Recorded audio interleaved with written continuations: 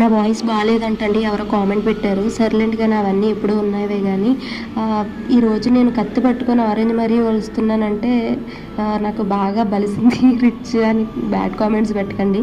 ఎందుకంటే ఒక యూస్ఫుల్ అయిన వీడియో అనమాట.